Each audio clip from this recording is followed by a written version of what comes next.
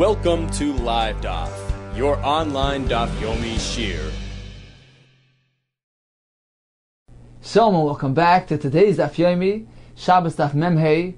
Right on top of the Amud, says the Gemara, Hachi nami mistavra, it too is very logical. What is logical? The Rav Rabbi Yehuda Svirle, that Rav adopts the Shita of Rabbi Yehuda. He holds of Muktzah, Isle Muktzah, and he holds that when one item is Muktzah Machmas Isser, for instance, it was designated to be used for Isser, or served as a basis, L'davar Asr, as a basis, a support for a forbidden item. And if that took place during Ben Hashmashes, during the point of entry of Shabbos, it retains its muktzah status throughout the entire Shabbos. Where did we see that? Because Rav taught us that when there's money, which is muktzah, money which is placed on a mita, on a bed, and if it was positioned there during the entry point of Shabbos, during Ben Hashmashes, the onset of Shabbos, the bed becomes muktzah because it is a basis, l'davar asr, it is a basis to this money, which is muktzah machmas gufay, has no practical use on Shabbos. Therefore, the bed also is muktzah, and it retains its muktzah status throughout the entire Shabbos, even after the money was already removed. Why? Because according to Yehuda, the status of muktzah is determined when? At the onset of Shabbos, at the commencement of Shabbos, at the first point of Shabbos, during Ben Hashmashes. Why is that? Rashi in Maseches Beitza, Daf Chavav and Beitz, tells us that according to Yehuda, we learn this from a pasuk. The pasuk says, "Ve'yichinu aseh sheyaviu," that Klal Yisrael was meant to prepare their food on Erev Shabbos. So an item which is meant to be used on Shabbos requires hachana. It needs to be prepared beforehand. Says Rabbi Yehuda, if an item was muktzah, was set aside, was holding up some money, and is considered to be the base, the basis of that money, and has a muktzah status, or for that matter, a lamp which is burning during Ben Hashmashes, it's set aside. It's a melachti l'isser, or it's you can't take the oil there because you're being mechaber there for whatever reason. It is set aside. It is a muktzah machmas isser, and therefore, once it acquires that status at the onset of Shabbos, it is no longer prepared for Shabbos. It's not considered to be mukhan for the Shabbos, and therefore, even if the reason for the muktzah disappears, the catalyst of the muktzah goes away. There's no more reason to consider this to be muktzah. Nevertheless, since it wasn't prepared for Shabbos, during Ben Hashmashes it was muktzah. Once muktzah is always muktzah. Says the Gemara, okay, so apparently Rav, who tells us that when something is muktzah Ben Hashmashes, it retains its status of muktzah throughout the entire Shabbos, he's apparently following Shittas Rabbi Yehuda. Indeed, Hachanami Mistaver is very logical to say that, yes, Rav adopts Rabbi Yehuda's Shita, because this will be consistent with another halacha that Rav taught us, where it appears as well that Rav is following Shittas Rabbi Yehuda. Once again, Hachinami Mistaver, indeed, is very logical. The Rav Rabbi Yehuda Svirle, that Rav is following Shittas Rabbi Yehuda with regard to muktzah. The Amar Rav, because Rav taught us, Ma'anichen ner, one may place a lamp. He can place a lamp before Shabbos and have it sit on the dekel, al gabi dekel b'Shabbos. Have it present on top of the palm tree throughout Shabbos. And there's no concern that perhaps after the flame goes out on Shabbos, he's going to remove the lamp from the dekel, from the tree on Shabbos, which is not allowed. In Rabbanan, one cannot use a tree on Shabbos. He can't place something on the tree. He can't remove something from the tree. There's a concern that he might go ahead and tear off a branch, a leaf. So Rav tells us that one may arrange to have a lamp sitting on a dekel on Shabbos. Why? Because even after the flame goes out, it'll still be muktzah. Why is it muktzah? Because once the lamp was burning during Ben Hashmashes, the entire ner is muktzah. And it is muktzah not only for that moment. Even after the flame goes out, it retains its muktzah status, in accordance to Rav Yehuda. Because something which is muktzah Ben Hashmashes retains the halacha of a muktzah throughout the entire Shabbos. So there's no concern that he's going to remove the lamp from the tree and be over in this Rabbanan of using the tree on Shabbos. So on Shabbos, it's allowed. But on Yom Tov, there's a concern. If he allows the lamp to be positioned on the dekel, on the tree on Yom Tov, perhaps after the flame goes out, the ner is not muktzah on Yom Tov, because one one could handle a burning flame on Yom Tov. So there is a concern that he will go remove the lamp from the tree, and by doing so he's using the tree, is Oivar Nisad Rabbanan. So there's a chiluk between Shabbos and Yom Tov regarding allowing a lamp to be positioned on the tree.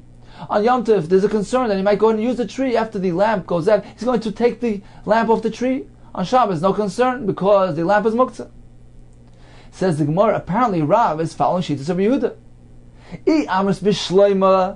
It fits well if you say that the Rav the Rav adopts Rav Yehuda's Shita. Hainu this shani ben Shabbos Yom Tov. If so, we have a clear distinction, a chiluk between Shabbos and Yom Tov. Since the lamp is muktzah on Shabbos, why is it muktzah? Because it was muktzah ben hashmashos. It continues to be muktzah throughout Shabbos. There's no concern that he's going to remove the lamp from the tree. He's not going to use the tree on Shabbos. However, on Yom Tov, where the lamp is not muktzah, there is a real concern that he's going to be mishtamish be'ilan on Yom Tov. So you understand the difference. Eli Amris. But if you propose Rav Shimon Sfir, that the Rav adopts Rav Shimon's shita, that there is no concept of muktzah ben hashmashos, which extends throughout the entire Shabbos. According to Rav Shimon, when something is fit for use right now, when something is fit for consumption right now, it's mutter.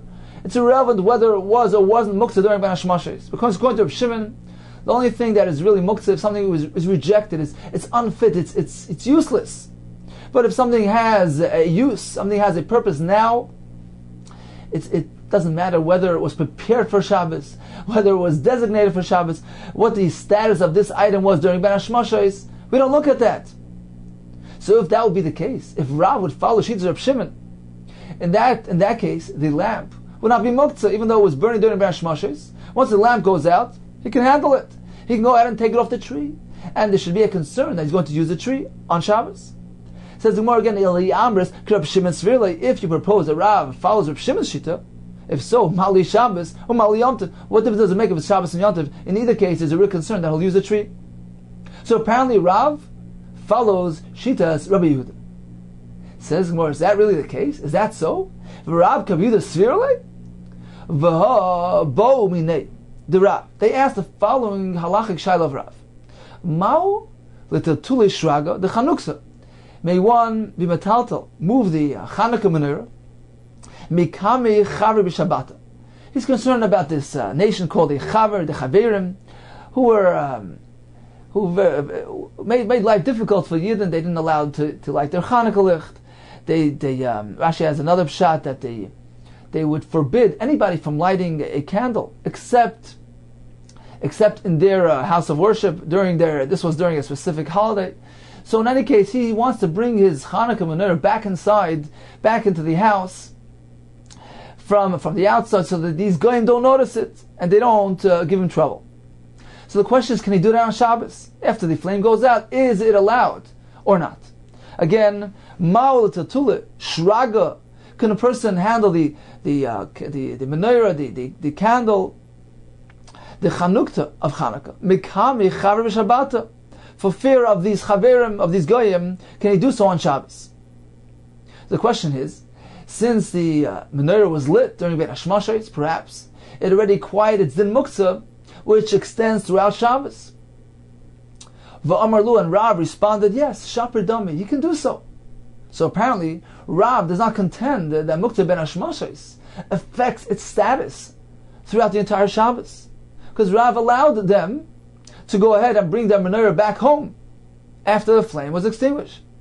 Says the more shas hatchak shani. This was a pressing time, a shas hatchak, state of emergency. There was a shas hakana, afraid of the goyim who come give him trouble, harm him. So in that case, Rav allows. It's not something which he would ordinarily allow, but this case is unique. And as we will see from the following Gemara, as we see, because the Amrle Rav Kahana Rav Ashi the Rav Kahana Rav Ashi challenged Rav. How can you say that it's mutter to bring the menorah to the home? Indeed, is this the halacha? Is that so? That it's not muktzah? Meaning they were surprised. They figured that the halacha is like Rabbi Yehuda, that it's muktzah. And he told them, Amrlahu, you're right. Yes, indeed. Ordinarily, I would consider this to be muktzah. But this case is different. K'dayu Reb Shimon He's worthy enough. Lismach Allah b'shas al-chak, to rely on him in a time of pressing need. So apparently, it wasn't that Rav generally adopted Reb Shimon's shita. This was a unique circumstance, and he provided an exemption on account of the sakana of the goyim. So the conclusion is that yes, Rav holds like Rabbi Yehuda, but on Shas al-chak he relies on Reb Shimon. Continues the Gemara. Okay, let's discuss Reb Shimon's shita. We know that Reb Shimon is very selective in his application of muktzah. So when indeed is it considered to be muktzah, like in according to Reb Shimon? Says the Gemara, Boy Minei, Reb Shimon, Rish Lakish Reb Yochanan. So Rish Lakish asked the following question of Yochanan. Let's analyze Reb Shimon's shita. Chitem shezoron bekarka. Suppose he planted grains of wheat, bekarka, in the earth, beitzim shetachas tarnagolos, eggs that are sitting under the hen for incubation. Now, what is the halacha of these items? Are they muktzah or not? Now, obviously, the chitim that we're discussing here were not placed inside the ground, but rather on the surface. Otherwise, certainly it would be muktzah. You can't move the earth. You certainly can't dig them out of the ground. So the question here is whether these items, which are still fully fit for consumption, are still fully edible, are they considered to be muktzah according to Reb Shimon? Mao, ki lesle the Reb Shimon muktzah. When does Reb Shimon not apply muktzah? When the person hasn't set the item aside, hasn't actively set it aside. He wasn't doich, he didn't reject it. But in this case, where he rejects the items, he planted the wheat, he indicated that he has no intention of eating it. He placed the eggs under, or he allowed the eggs to remain under the hen. He indicates that he has no intention of consuming these eggs. When he actively sets these things aside, islay muktzah. Does Reb Shimon contend that Reb Shimon apply that muktzah applies in this case? Meaning, even though it's still fully fit for consumption, it's still roy, it's still chazi, there's nothing wrong, nothing deficient with the item. Nevertheless, since he is being doich b'yadayim, he's pushing it away. He's being mesiach das from it, so to speak. Perhaps, even Reb Shimon agrees that muktzah applies. Or Dilma, perhaps Leishna. No, even in this case, muktzah will not apply. There's no difference. Why? Because these items are still fully edible, perfectly fit for consumption. There's nothing wrong with them. So even though he placed the chitim bekarka or the beitzim under the tarnagolos, he intends on leaving them there to get incubated. Nevertheless, since they're still fit for use on Shabbos, it's not muktzah. According to Reb Shimon, the only time we have muktzah when it's totally unfit. It's absolutely rejected, inherently inappropriate, unsuitable for Shabbos. But these things are fully suitable to be used on Shabbos. Amar Leis, Rabbi Yochanan responded, Ein muktzah Reb Shimon. Reb Shimon does not apply muktzah, only ella shemen shebener, only oil within a lamp, b'shol shu doilek. When the ner Shabbos is burning. Why is that? Hoil, since it was set aside to be used for the mitzvah, it's feeding the ner Shabbos. And it is also set aside for Isser. What does that mean? It's set aside for Isser. Since it's inside the ner, one cannot go ahead and draw that oil, as we learned several times. Drawing oil from a lit flame involves a malach of mechabe, because by doing so he diminishes the flame. He dims the brightness of the flame. It's considered to be malach of mechabe. So we have two factors interplaying. We have the huktzil mitzvasai and we have the huktzil isurai. So this dual element of mitzvah and isur combined to make it muktzah, even according to Reb Shimon. But not those chitim or those beitzim shetachas tarnagolos. They're not muktzah. Okay, says the Gemara. So you need two factors. Is that true? You need huktzil mitzvasai and huktzil isurai. One of them, for instance, huktzil mitzvasai, would not be sufficient to achieve the status of muktzah according to Reb Shimon. For lastly, huktzil mitzvasai, asked the Gemara. We know that's not to be so. V'atani, we learned in the Brisa. Sichicha kilchasa, if a person covered his sukkah on sukkahs properly, v'itra b'kramim, and he decorated it with these colored sheets, Ubasadinam tziyarim, with other types of embroidered sheets. V'talaba goizim, and he hung in the sukkah nuts, afrasik, and peaches, shkedim, almonds, remaining pomegranates. V'arfrichile, shalanavim, these clusters of grapes. He did this all for nice sukkah, to decorate a sukkah. V'atar shoshabal, wreaths of grains, or glasses of little containers of yenis, wine, shmonim, oil, slatis, flowers. So he did it for Noy Sukkah. He designated these items to be used to serve as a Noy, as a beautification for a Sukkah. Also, Stavik, man, he cannot go ahead and partake and consume these items until after the entire Sukkahs, ad Motzi Yontiv Achron, after the entire Yontiv Sukkahs. Why? Because it's designated for mitzvah. It's Hutzul Mitzvasai. Continues the Brisa. Vim Hisna Lane, but if he made a stipulation, made a Tanai, that I'm not interested in disengaging from these items, so he made this Tanai prior to Yom Tov, it all follows his Tanai, and he can indeed partake in these items. So you see clearly that merely Huktzil Mitzvasai alone, this factor alone is a standalone factor. It grants a status of Muktzah to an item, and as Rashi points out, even during Chol HaMoed, which is nor Shabbos nor Yom Tov, he cannot go ahead and be mistapik from these nice sukkah. He can go ahead and use this nice sukkah. Even though during Chol HaMoed there's no concept of Huktali Surai, one can move all kinds of items on Chol HaMoed. Nevertheless, he cannot consume these items, even on Chol HaMoed. Although there's no factor of Huktzal Mitzvasai. So why is it Asr? On account of Huktzal Mitzvasai. So although there's no factor of Huktzal Surai, there is a fact of Huktzal Mitzvasai, and therefore it's Asr to be used on Yom Tov, and even on Chol HaMoed. So apparently, according to Reb Shimon, Huktzal Mitzvasai is sufficient. Says the Gemara, how do you know this Brisa was authored by Reb Shimon? U'may de Reb Shimoni. Says the Gemara, the Tani, because we learned a different Brisa, where there it is clearly indicated that according to Reb Shimon, Huktzal Mitzvasai is sufficient to give it a din muktzah. The Tani of Reb Bar Yosef, Kamed Rav Yochanan. So Reb Yosef learned in front of Rav Yochanan the following Brisa. The Brisa says, "Ei noitlin eitzim min hasukah b'yom tov." One cannot go ahead and remove pieces of wood from a sukkah. We're not speaking about the sukkah of Chag HaSukkah. We're speaking about a hut, a sukkah as a hut. B'yom tov, on a yom tov, like a Pesach or Shavuos. So we're speaking about a hut which was a bit wobbly on Erev Yom Tov.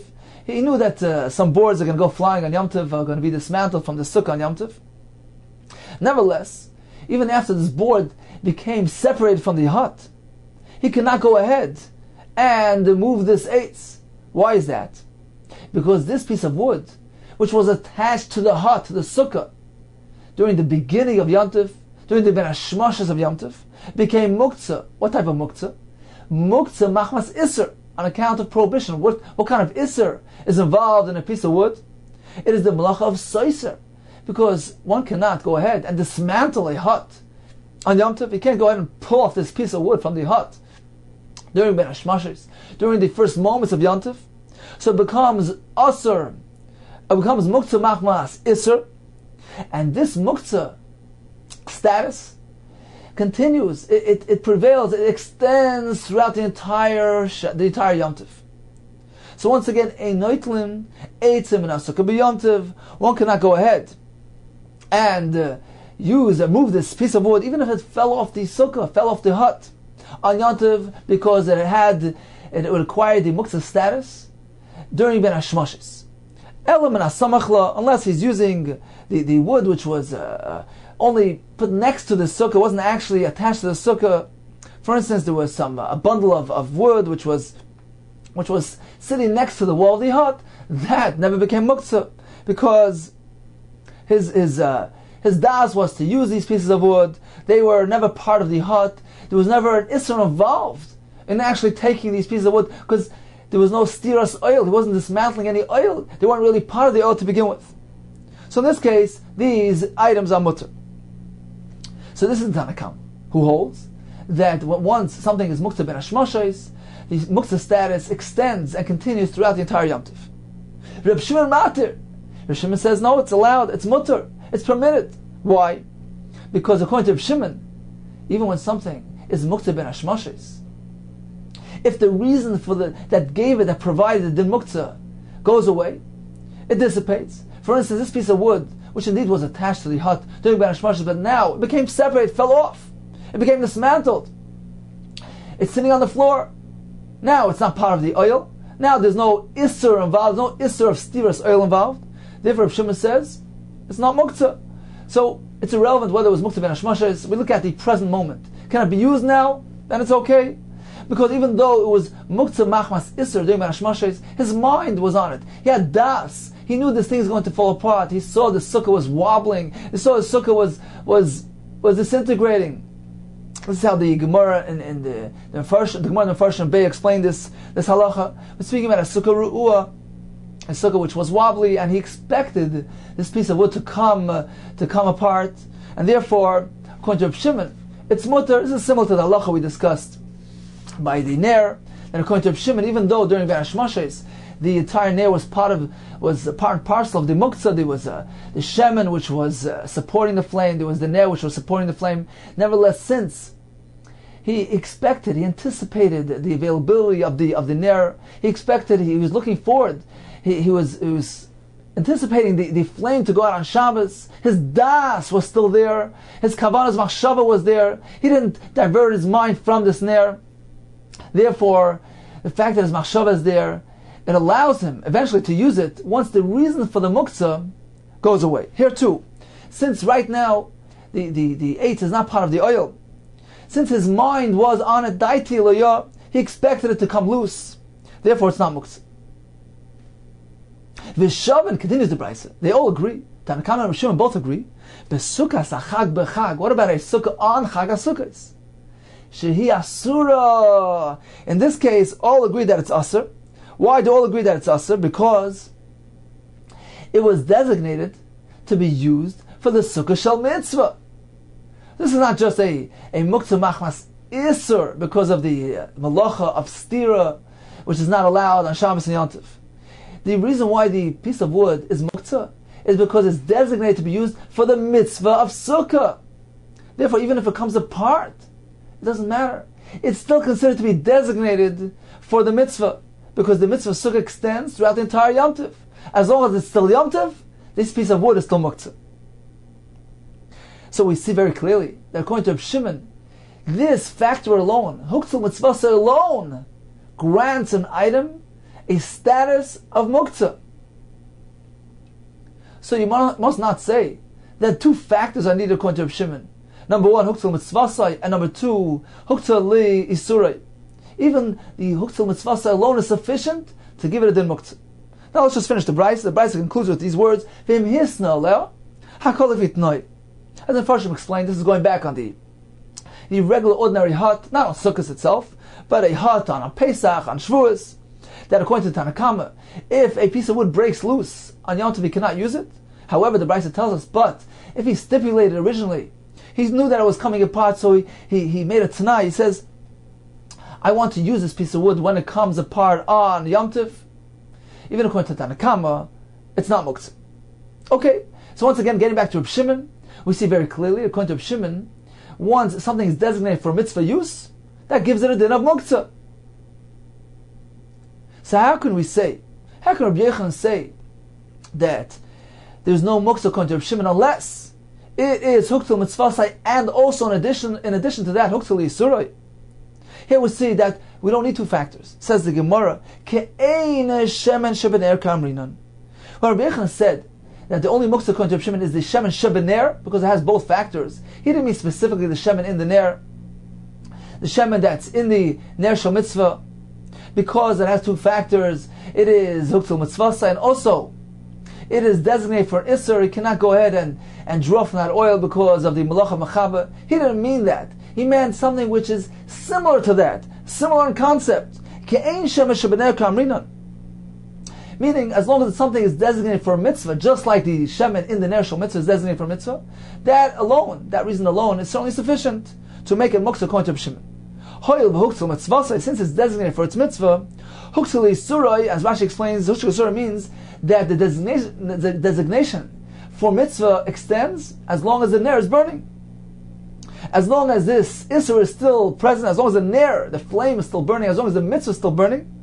So the words huksali surai means that it's designated for mitzvah on account of the isur. Huksali surai means on account of the isur of terminating the mitzvah. One cannot cut the mitzvah in the middle. He cannot terminate. He cannot bring it to a halt. So he basically means one thing. When something is designated to be used for a mitzvah, it becomes muktzah. And as long as the mitzvah is still present, for instance, the ner of mitzvah, as long as it's still burning, there's an issa to terminate this mitzvah. It's huksali sur, there's an issa to terminate this mitzvah, and therefore the designation holds as long as the ner is there. Just as we find by Sukkos. As long as the Chag HaSukkos, as long as it's still Yom Tov, the items which are designated for the Yom Tov, for the Sukkah, whether it's the Eitzim of the Sukkah, whether it's the Noyei Sukkah, the decoration of the Sukkah, they have a din of Muktzah since they're hooked to the mitzvah. Continues the Gemara, Itmar Nami. Similarly, we learned, Reb Chiya bar Abba Rav Yochanan, Ein Muktzah Reb Shimon. Reb Shimon only applies Muktzah, Ella Ke'ein Shemen Shebener B'Shor Shu Doilek. So here clearly he's saying it's not specific to the Shemen Shebener, Ella Ke'ein Shemen Shebener. When we have a item, an object, which is similar, which has similar status to the Shemen in a ner of Shabbos, is considered to be Muktzah. Ella Ke'ein Shemen Shebener B'Shor Shu Doilek, as long as the flame of the mitzvah is burning. Why? Hoil v'huksil mitzvasai. Since the Shemen is designated, set aside to be used to feed, to provide for the ner shel mitzvah, huksal isuri. Indeed, it retains its muktzah status as long as the flame of mitzvah is burning and it is usur to terminate it. He must keep it there and maintain its designation. So in summary, according to Reb Shimon, muktzah will apply to something which is huksal mitzvasai. Continues the Gemara, Amar Vida Mashmo. We actually have another type of muktzah, according to Reb Shimon, even though it's not huksal mitzvasai. Ein muktzah Reb Shimon. There's no muktzah according to Reb Shimon. Ella only groi grois v'tzimukim levad. So, in a non mitzvah circumstance, where do we find muktzah according to Reb Shimon? We will find it by groi grois v'tzimukim. Dried figs, that's groi grois v'tzimukim, are raisins. As Rashi explains, so this was their custom to take the fresh figs or fresh grapes, place it up on the roof for drying. So when it's fresh, it certainly is edible. Once it dries, it's edible. But the question is, this interim period between the fresh stage and the drying stage. At this point, this in-between stage, it's unfit, it's not chazi, it's not edible. Therefore, according to Reb Shimon, it is muktzah, because it's totally rejected. It's not fit for human consumption. Once again, ein muktzah Reb Shimon, ella groi grois, these dried figs, v'tzimukim, these raisins, bilvat. Because between the time that it's fresh and between the time that it gets dried, it's not fit. It's not chazi. It's not ru'im la'achila, Rashi says. And therefore, it's totally rejected from Shabbos use, and it is muktzah even according to Reb Shimon. Says the Gemara, so only figs and grapes have this halach. Other types of food that were placed on the roof for drying, which are not really completely inedible, they're not completely not roy la'achila. They're somewhat, it gets somewhat, deteriorates somewhat, they meskalka a little bit. So you maintain that those are not muktzah according to Reb Shimon. But we learned the brayso otherwise. One was eating figs, he left some over. He decided to bring it up on the roof. Last one's groi grois, to turn them into dried figs. Or ba'anovim, he was eating grapes, and he left some over. And he took it up to the roof. Last one, tzimukim, to make them into raisins. Lo yoichal achiyazman. He cannot eat those drying items on the roof until he designates them. He specifically sets them aside. He says, I'm going to eat this on Shabbos. Otherwise, it's muktzah. The same halacha applies to farsikin, peaches, v'chavushin, quinces, ubishalcham, in pears, and other sorts of fruits. So you see clearly that this halacha of muktzah is applied even to fruits other than figs or grapes. So let's analyze who's the author of this brisa. Mani, whose shita are we following? Ilaim Rabbi Yehuda, we found Rabbi Yehuda's shita. It can't be. Because since we find that even when a person doesn't actually reject the item biyadayim, doesn't actively set it aside.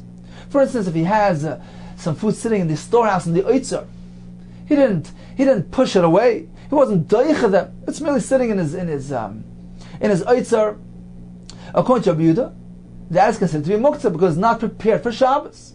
Since we find when a case where he hasn't rejected it, he hasn't pushed it away, Islam muktzah, according to Rabbi Yehuda, that too is considered to be muktzah because once again, according to Rabbi Yehuda, hachana is required, preparation is required. Food sitting in a warehouse is not prepared for Shabbos use. So we find that even there, Rabbi Yehuda considers it to be muktzah. Here in our case, when he pushes it aside, he actively sets it aside with his own hands, he goes and places it on the roof, which indicates that he's not interested in eating it right now.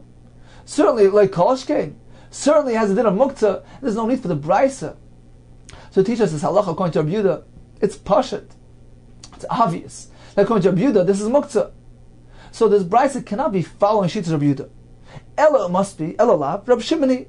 The author of the brisa is Rabbi Shimon. The brisa is based on Rabbi Shimon's opinion, who does not apply this broad application of muktzah.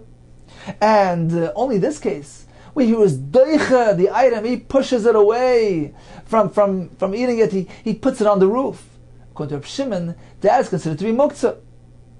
So we see that this halacha applies not only to the te'enim, to the groigrois, vitzimukim, the dried figs and raisins, but even to any other type of fruit as well.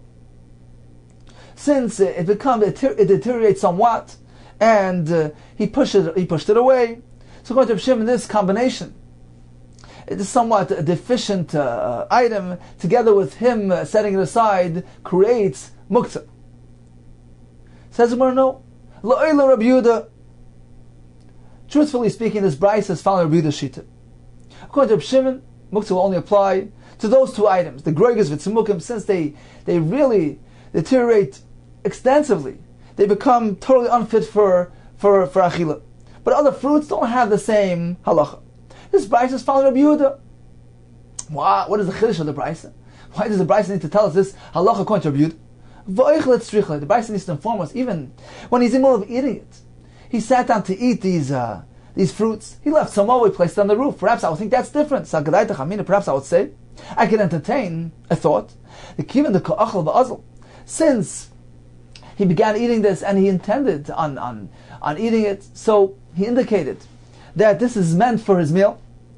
So even when he went ahead and placed some of it on the roof, perhaps it doesn't become muktzah. It was part of his the food that he set aside for his own consumption, for his own achila.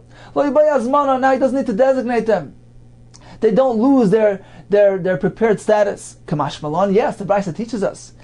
Even the helen lagag, once he placed it on the roof, he totally diverted his attention from them.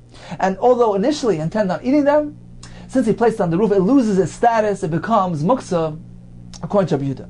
However, according to Rabbi Shimon, the muktzah will only apply to groigos v'tzimukim on account of the fact that they are completely einoi roi la'achila, they're not fit to be eaten. Boy minei Rabbi Shimon bar Rabbi min Rabbi. Rabbi Shimon, the son of Rabbi, asked his father Rabbi. According to Rabbi Shimon, patzilei tmar the Rabbi Shimon ma'u. According to Rabbi Shimon, what about these patzilei tmar, these unripe dates?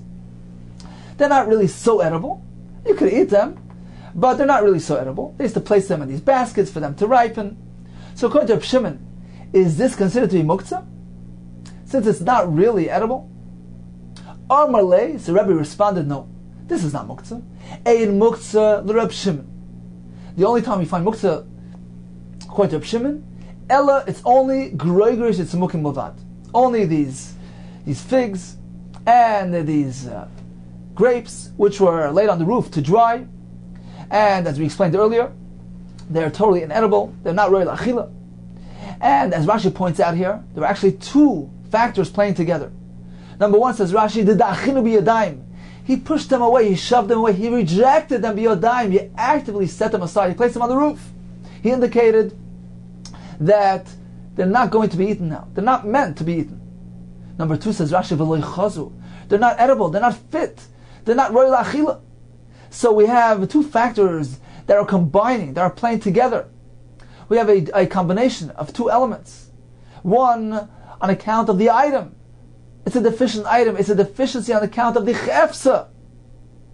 Number 2, the person as well, the owner, indicated his unwillingness to be involved with these items on Shabbos. He set them aside. He separated them. He was doicha them. He rejected them.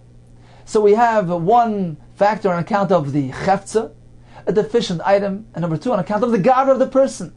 So both of these factors join together and combine to create muktzah according to Reb Shimon. However, these patzilei tamar, these unripe dates, it's not considered to be muktzah. Why? Because he wasn't doicha them. He didn't shove them aside. He didn't reject them. And as Rashi points out in Beitza says that they're still somewhat edible. So either way, these patzilei tamar don't fit the bill of muktzah according to Reb Shimon. So in conclusion, in summary, according to Reb Shimon, what is considered to be muktzah? So far we have a couple of different items. We began with the chitim shezoran bekarka, or the beitzim shetachsam negoilis. The Gemara concluded that's not muktzah. Why? Because even though he shoved them aside, rejected them, he set them aside, he actively set them aside, nevertheless, it's right. They're totally edible. And therefore, according to Reb Shimon, it's not muktzah. What about the shemen that's from a ner on Shabbos? Whether it's in the ner, whether it's dripping from the ner, which is burning, that is considered to be muktzah, because it was designated for the mitzvah ner Shabbos. We proceeded with gregers yitzimukim. These figs that are drying, these grapes that are drying, those are muktzah, on account of 2 reasons. There are 2 factors interplaying. Number 1, he was doicha them. The owner shoved them away. Number 2, they're not roy, they're not fit. They're not roy la'achila. However, other types of fruits, including these patzilei tamara that we just discussed, are not muktzah, since they're still roy. And also, sometimes there's no dichoy as well. Like in this case of patzilei tamara, there was no dichoy. The owner never shoved them aside. So, on both accounts, they do not have the status of muktzah. Continues the Gemara. V'Rebbe lesle muktzah. So Reb Shimon, the son of Rebbe, asked Rebbe, what is going to be the din of these dates, these unripe dates, according to Reb Shimon? Apparently, the fact that he questioned his father with the context of Reb Shimon's shita, apparently he knew that his father, that Rebbe, adopts Reb Shimon's shita. Rebbe lesle muktzah, that's why Rebbe doesn't hold of this broad application of muktzah with Reb Yehuda's application of muktzah. He holds like Reb Shimon. But haven't we learned in a Mishnah otherwise? The Mishnah says, one may not go ahead and give to drink and to slaughter the midbaris, the undomesticated animals. We'll soon see exact definition of these words. So Rashi explains this to give them to drink so that the hide would come off easily. So one may not get involved, one may not shech these types of animals because they're muktzah. Aval, but mashkin, he can give to drink v'shech and shech, that's bayasos. It's a baisos. The domesticated animals, they're not muktzah. So what exactly is the definition the difference between midbaris and baisos? Says the Brisa. V'tani, we learned in the Brisa. Eilu midbaris. What are considered to be range animals? Midbarios. Kol sheyotzis v'pesach. They leave during the Pesach season, during the spring season, and they stay out there and they wander in the wilderness, and they only come back when it begins raining. V'nechnases v'rviyah. They come back when the rain season begins. They're considered to be undomesticated. They're considered to be wilderness animals, range animals. They're muktzah. They're not meant to. They're not designated for his. They're not prepared for his mukhan, for his consumption. They're considered to be muktzah, and one cannot shech these animals on Yom Tov. What about bayasos? What are they? These are home animals, domesticated animals that are not muktzah. How do we define them? It says the Brisa, kol sheyotzis v'royes chus atchum. So on a daily basis, they go out and they pasture, they graze outside of the tchum of the city. However, they come right back. Ubois v'lonois b'seich tchum. At night, they come back into the tchum. So they're considered to be non-muktzah animals. So this is the shita of Tanakam. Rabbi Yomer, Eilu ve'eilu bayosai saying, I consider both of these things to be non-muktzah, and one can go ahead and shech them on Yom Tov. Ve'eilu midbaris, what then is the definition of midbaris? Kol sherois ba'afar, they go ahead and they graze out in the pasture a whole year long. Ve'en echnasis leisha, don't come back to the settlement, they don't return ever. Not in the summer or the winter. So they're considered to be out of bounds, they're considered to be muktzah. They're not prepared for personal use, for consumption, and they are muktzah on Yom Tov. So apparently, the fact that Rebbe discusses the halachas of muktzah, it's a question of definition, but he agrees to the concept, to the underlying principle, that an animal which is not prepared for use, an animal which is out in the wilderness, is considered to be muktzah, since it wasn't prepared for Yom Tov. Whose shita is this? Whose opinion is this? This is Rabbi Yehuda's shita. Rabbi Yehuda the Islam muktzah, who applies the concept of muktzah in this case. He holds that something needs to be prepared for Shabbos. So apparently Rebbe is indeed adopting shitas Rabbi Yehuda, not shitas Rabbi Shimon. So how does this stem? How is this consistent with the dialogue between Rabbi Shimon and Rebbe, which indicated to us that Rebbe adopts shitas Rabbi Shimon, who does not hold a muktzah? Says the Gemara, we have three answers. Iboyi Seimer. The first teretz is that Hani Nami, these animals, are also considered in the same category of Kegroigrois Vitzimuk and Damyan. Just as we said before, that according to Reb Shimon, when we have these drying figs or grapes, they are indeed muktzah. Why? On two accounts. Because they're not roi, and number two, because he was doicha them. Here too, these animals, with which the owner allowed to go ahead and graze in the wilderness, and he was doicha them by allowing them to wander that far. And number two, it's a toirach. There's a bother to go ahead and go bring them back. So we have two factors interplaying. Number one, the owner was doicha them. Number two, there's some sort of deficiency. There's a lack of convenience in the actual chayfetz itself. Rashi says, "Yesh toirach." There's a toirach to go ahead, leilach v'viyam, to go fetch them. So we have two factors playing together, and the Gemara maintains that perhaps this can be equated to the groigers vitzimukim, which according to Reb Shimon, muktzah applies to them here too. Even if Rebbe holds of shitas Reb Shimon, these animals are muktzah even according to Reb Shimon. So it all works together. That's the first teretz. If you will, I'll give you another teretz.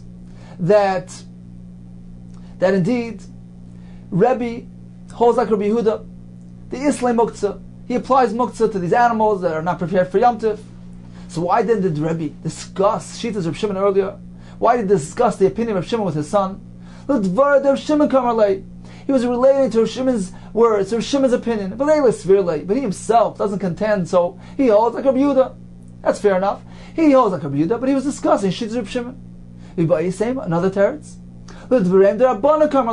He himself holds like Reb Shimon, as indicated in the dialogue with his son. The discussion in the Brisa regarding the definition, the exact meaning of the words midbariyos and bayosais with regard to muktzah, Rabbi Yehuda's muktzah, he was relating to Rabbanan. He was telling the Rabbanan, look, I don't agree with the concept of muktzah in this case, but let's discuss your opinion. You hold of muktzah evidently, and you define midbariyos in one way and bayosais in another way. I want to disagree with that definition, with that interpretation. He's relating to the words of Rabbanan. According to me, Leslie Muktzah. I don't agree with Muktzah altogether. Leslie Muktzah klal. However, according to what you're saying, you hold of Muktzah. Okay, but let's analyze the definitions. What is midbariyos? What is bayosais? Oidelumios, agree with me, concede to me. An animal that goes out during the springtime, but comes back at the onset of winter, the beginning of the rain season. The bayosais, they're considered to be domesticated animals, they're not muktzah. Why do you consider those to be muktzah? Rabbanan respond, they say no. Loi midbariyos ninu. They are considered to be midbariyos, they're considered to be animals of range, of wilderness. They are not considered to be prepared and destined and designated for his use. Therefore they're muktzah. Okay, so we have Rabbi Yehuda's shita and muktzah, Rabbi Shimon's shita. Who does the halacha follow? Omar, Rabba, Bar Bachana, Rabbi Yochanan. Omru, the Bnei HaYeshiva said, Halacha Reb Shimon. The halacha follows Reb Shimon's view. Says the Gemara, Umi Amar Reb Yochanan Hachi. Can you say that Reb Yochanan adopts Shitas Reb Shimon? V'ha ba'a minei. How was Saba, this elderly man, asked Reb Yochanan? How was Saba Kiruya? So he came from this town, Ramal Siruya was a different town. He asked from Rabbi Yochanan, what's going to be the halacha in the following case? Kina Shatan Goylis. We have a portable chicken coop. Ma'ala Tatula b'Shabbos. Can it be moved on Shabbos? Is a muktzah. Amar Leis, Rabbi Yochanan responds, Klum ha'asoi ela l'tarnagolim. Isn't it made specifically? Isn't it meant? Isn't it designated for chickens? So it's muktzah. Why is it muktzah? It's malachte le'isr. It's meant to service the chickens, which are balachayim, which are muktzah. Apparently, says the Gemara, Rav Yochanan adopts Shitas Rabbi Yehuda, who holds that muktzah machmas isr is muktzah, whereas according to Reb Shimon it wouldn't be muktzah. So we have a contradiction in Rabbi Yochanan. Here he says that the halacha follows Rabbi Shimon's opinion, and then he rules according to Rabbi Yehuda. Says the Gemara, this is unique. This is different. In this case, even Reb Shimon would agree that it's muktzah. Hachamai Eskinan was speaking out the following case. This be a freyach meis. In this chicken coop, there is a freyach, a little chick that is dead. So this freyach meis is present in the coop, and this is certainly muktzah. Even according to Reb Shimon, it's unfit.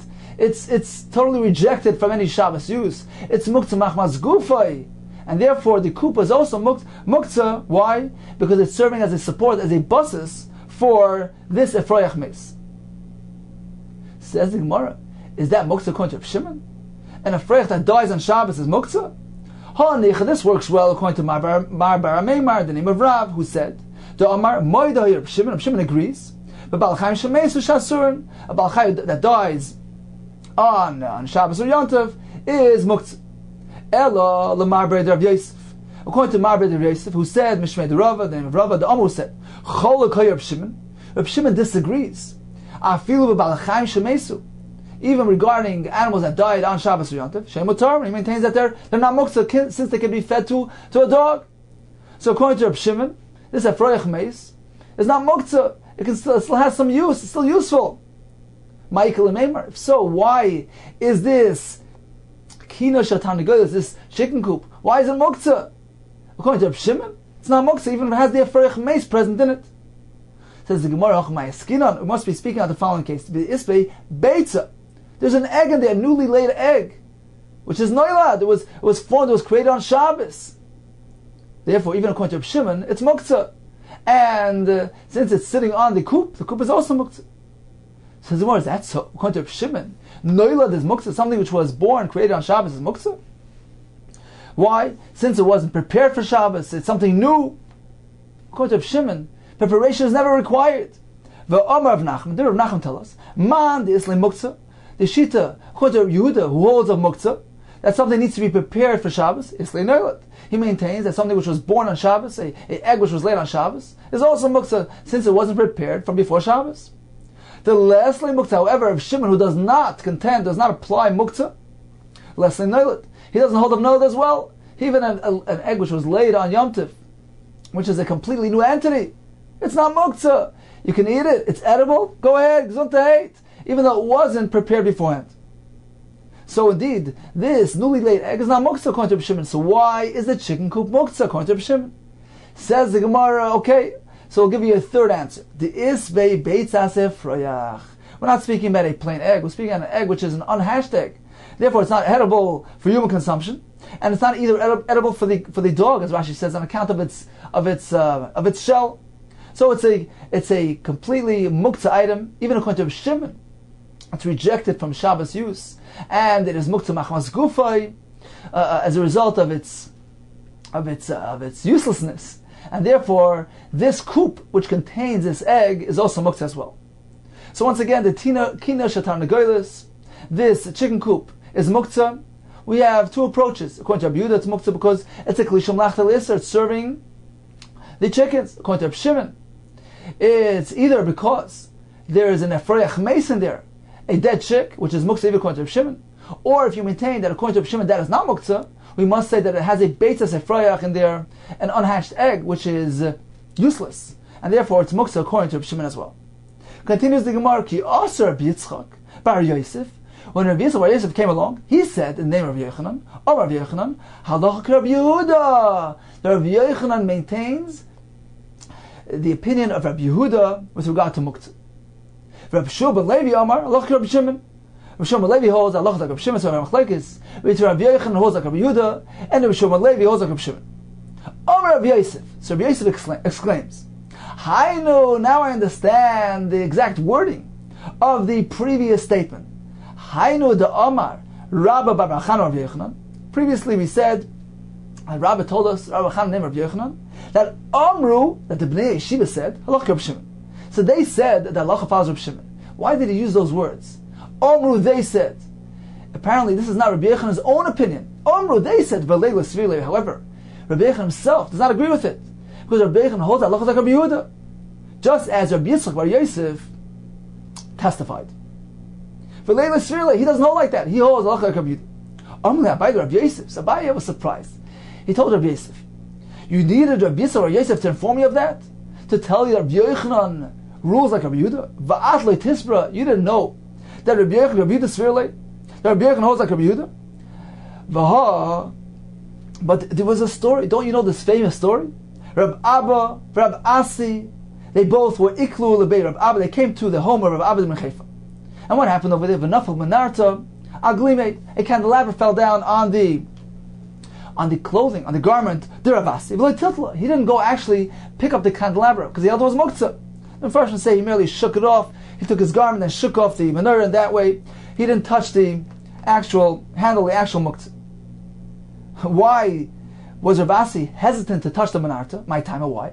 Lav Mishum, is it not because Rav Asi, Talmid Rav Yochanan? Rav Asi was a student of Rav Yochanan. Rav Yochanan, Rabbi Yehuda Svilei, this Muktzah. Rabbi Yochanan rules according to the Shittas of Rabbi Yehuda, who applies Muktzah in this case. We're speaking about a Menorah which has no lit flame anymore. The flame was there during Ben Hashmashes. But at this point, there's no flame burning. So why is this menorah muktzah? Apparently, since it was muktzah ben hashmashes, it acquired its muktzah status throughout the entire Shabbos. So that's why he didn't want to touch it. That's why he didn't want to move it. So apparently, he didn't do so because he's a Talmud of Rabbi Yochanan. And Rabbi Yochanan adopts the Shita of Rabbi Yehuda. So why did you need a statement for Rabbi Yosef to tell you that Rabbi Yochanan adopts Shita of Rabbi Yehuda? We know that from the story already. Amar lei. So Rabbi Yosef responds to Abai. You can't bring me any proof from that story of the Menarta of the candelabra. The reason why he didn't handle the candelabra is not on account of Muktzah. It's not because it's Muktzah Machmas Isser. It's not because of Rabbi Yehuda Shita. Even Rabbi Shimon would agree that is Muktzah as well. Omelei Menarta Ka'amrus. You're speaking about a candelabra? Menarta Shani. A Menarta is different. Even Rabbi Shimon agrees that it would be considered to be Muktzah. The Omar of Achar Bar Chanina. Omar Vasi. Hoira Rish Lakish B'Tzidon. Rish Lakish ruled in the city of Tzidon that a menorah, a candelabra, and it tells me the Achas, a lightweight menorah which can be handled with one hand, Mutal Tatla. It can be handled on Shabbos. B'Shtei we have a heavyweight menorah which requires two hands to handle it. Also Tatla. One cannot move it on Shabbos. And what is the reason? Because a heavy menorah is not meant to be handled. It's meant to remain in its place. One generally designates a specific location, a makim, to place the menorah there. It's fixed there, it's kavua there. It loses its status of a utensil, of a kli. It's meant to stay in place. Even according to Shimon, it is not considered to be a kli on Shabbos, and it is muktzah. So all agree that a menorah is muktzah on Shabbos. You can't bring any proof from the story of Menarta. The fact that Rav Asi hesitated to handle the candelabra, that evidently he is following Shittas of Rabbi Yehuda. No, even Rav Shimon agrees that it's muktzah.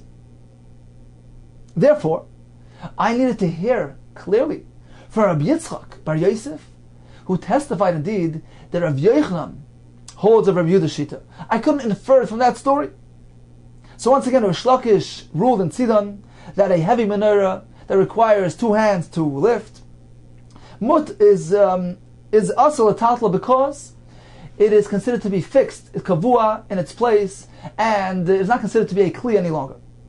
So that's Shittas Rish Lakish, who differentiates between a heavy menorah and a light menorah. Rabbi Yochanan disagrees. Rabbi Yochanan says even a lightweight menorah, even a menorah can be handled with yadei achas with one hand, is also considered to be muktzah because one doesn't walk around with his candelabra, with his candlestick.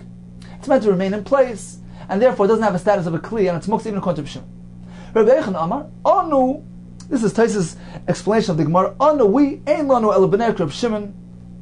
We only maintain that according to Reb Shimon, a ner, a lamp, can be moved.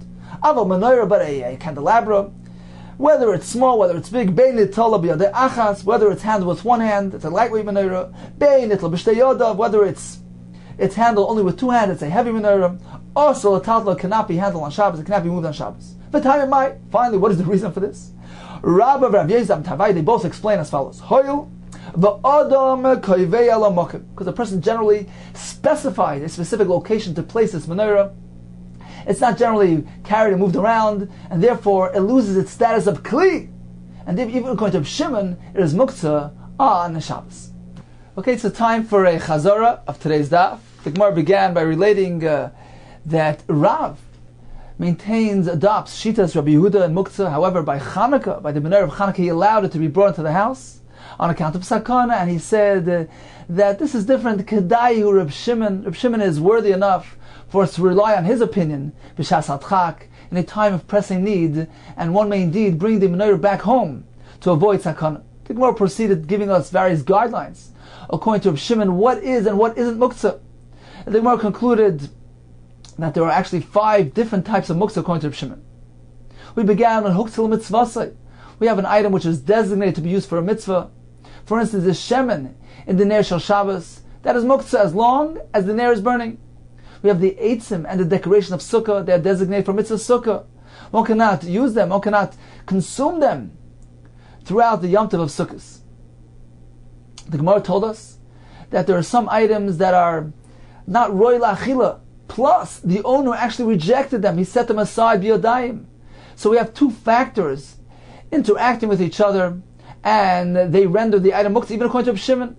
What is an example of that? Gregory's vitzimukim, those figs and grapes which are laid on the roof for drying. They're not roy la'achila at this point, and the owner was doichen them biyodayim, and therefore they're muktzah. The Gemara suggests that perhaps we can apply this concept to the behemoths that were allowed to go wander in the wilderness. Here too, perhaps, according to Reb Shimon, would be muktzah. According to Reb Shimon, a muktzah machmas gufay is also muktzah, something which is completely useless. For instance, money, which has no practical use on Shabbos. For instance, the beitzas efroyach, this unhatched egg. And some hold that also bal chai shel meis on Shabbos is considered to be muktzah, according to Reb Shimon. Now, we discussed this actually in the earlier daf, that when we have a muktzah machmas iser, for instance, a lamp which is burning, and the owner was mesiach das from it, because he didn't expect it to become available on Shabbos. It was a large container of oil, a kois, a ka'ara. So even after, for some reason, the flame went out, it is still muktzah on account of this combined consideration. Both these factors, the fact that it was muktzah machmas iser, and in addition, the owner diverted his attention from it. He didn't expect it to become available on Shabbos. Therefore, it was set aside from Shabbos use. Finally, the Gemara concluded with a new concept of kviyas makom. For instance, a menorah, which is meant to remain in position. The owner designates a specific location to place this menorah. He doesn't walk around with his candelabra in hand. Therefore, even according to Reb Shimon, it is not considered to be a kli, and it is also muktzah on Shabbos. Now, we must point out this is merely a havamina. The Gemara soon will actually revert and change the halacha regarding the menorah, and will hold that a menorah is not considered to be muktzah according to Rabbi Shimon.